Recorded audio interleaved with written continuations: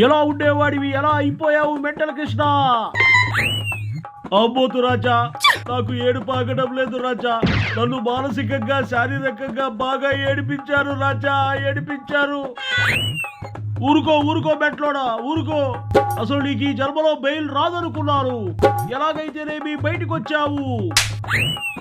అవును రాజా, ఏపీలో ఉన్న పోలీస్ స్టేషన్ అన్నీ చూశాను. ఈ దెబ్బతో నాకు పోలీస్ ఆఫీసర్లు మొత్తం తెలిసిపోయారు. అఘోరించావులే, నేను కూడా రోజు చూస్తూనే ఉన్నాను. బాగా చిక్కిపోయావు పోసారి. రోజు ఇంట్లో చికెన్ బిర్యానీలు మటన్ బిర్యానీలు తినేవాడిని. ఇప్పుడు జైల్లో చెప్పకూడు తిని వచ్చా. చిక్కిపోక ఎలా ఉంటా రాజా? సరిసర్లే, అయిపోయిందేదో అయిపోయింది. ఎక్కడుండైనా చొక్కాలు ఇచ్చుకుని ఓ రెచ్చిపోకుండా జాగ్రత్తగా ఉండు. అర్థమైందిగా రాజా, ఒళ్ళు దగ్గర పెట్టుకుని ఉంటా, జాగ్రత్తగా ఉంటా. అసలు నోరు తెరిచి మాట్లాడను, ఇంట్లో నుండి బయటికి రాను. నా పనేదో నేను చేసుకుంటా. ఇప్పుడున్న పరిస్థితుల్లో సైలెంట్ గా ఉండడమే మంచిది. నాకంటే ఎటు తప్పదు. మన జలగన్న ఊ అంటే ఆ అంటే ప్రెస్ మీట్ పెట్టబడ్డాడు. జలగన్న నా కోసం రాకపోయినా నువ్వైనా వచ్చావు రాజా. నాకు చాలా సంతోషంగా ఉంది నీలాంటి మిత్రుడిని సంపాదించుకున్నందుకు. నువ్వంటే నాకు చెప్పలేని అభిమానం మెంటల్ కృష్ణ. ఆవేశపడడంలో నిన్ను మించిన వాడుండడు. బూతులు తిట్టడంలో నీకు నువ్వే సాటి. అందుకే నేను నీ విషయంలో ఇంప్రెస్ అయ్యాను. నాకున్న దురుసుతనం బలుపు వల్లే కదా రాజా నాకు ఇన్ని తిప్పలు తెచ్చింది. సరిసర్లే, అవన్నీ జరుగుతూ ఉంటాయి. లైఫ్ లో ఎత్తు పొలాలు వస్తూ ఉంటాయి, తప్పదు. అంబోతు రాజా, నేను నీకో సలహా ఇవ్వచ్చా?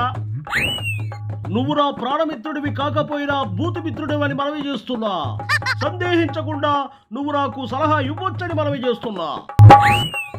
అంబోతు రాజా, జలగన్నను నమ్మి నేను ఇవాళ నరకయాత్ర అనుభవిస్తున్నా. నువ్వు కూడా నరకయాత్ర అనుభవించే సమయం వస్తుంది. ఇప్పటి నుండైనా జలగన్నతో కొంచెం తగ్గించుకుని ఉండు. వామ్మో వారిడాయనో, అది జరిగే పని కాదు. ఎందుకు కాదు రాజా? ఆయన చెప్పినట్టే ప్రెస్ మీట్లు పెట్టి బూతులు తిడితే ఈ రోజు నేను జైల్లో ఉంటే కనీసం ఒకసారైనా వచ్చి కలిశాడా? రేపు నీ పరిస్థితి కూడా అంతేగా. నేను నీ అంత రెచ్చిపోలేదుగా మెంటల్ కృష్ణ. నన్నేమి అరెస్టు చెయ్యరులే. శవం కనిపిస్తే మా మీద కేసులు పెట్టేసేలా ఉన్నారు అని మైకుల ముందు నువ్వు రెచ్చిపోయావుగా. నువ్వే అధికార పార్టీ వాళ్ళకి హింటిస్తున్నావుగా. అవన్నీ జలగన్న నాతో మాట్లాడించినటువంటి మాటలు.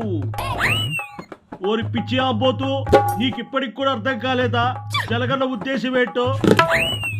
అర్థం కాలేదు నాకు, సరిగ్గా చెప్పు. ఏమిటా ఉద్దేశము? చిన్నదానికి పెద్దదానికి వాళ్ళు కేసులు పెట్టేస్తున్నారు, మేము సిద్ధంగా ఉన్నాం ఎదుర్కోవడానికి అని నీతో మాట్లాడించాడంటే నువ్వు అధికార పార్టీ వాళ్ళను రెచ్చగొడుతున్నావు. అప్పుడు వాళ్ళు కేసు వేస్తారు, నిన్ను లోపలేస్తారు. జలగన్న వచ్చి నిన్ను పరామర్శిస్తాడు. తద్వారా ఆయనకి సింపతి వస్తుంది, నువ్వు లోపల ఉంటావు. వామ్మో, అంతలోతు నేను ఆలోచించలేదు మెంటలోడా. ఒకప్పుడు నాకు కూడా నీలాగే తెలియక బైకుల ముందు అడ్డమైన బూతులు తిట్టా. నేను జైల్లో కూర్చుని ఆలోచించినప్పుడు మొత్తం నాకు అర్థమైంది. బుద్ధుడికి అదేదో చెట్టు కింద జ్ఞానోదయం అయినట్లు నీకు జైల్లో జ్ఞానోదయం అయిందా?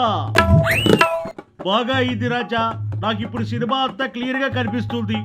మీ అందరితో జలగన్న రెచ్చగొట్టేలా మాట్లాడిస్తాడు.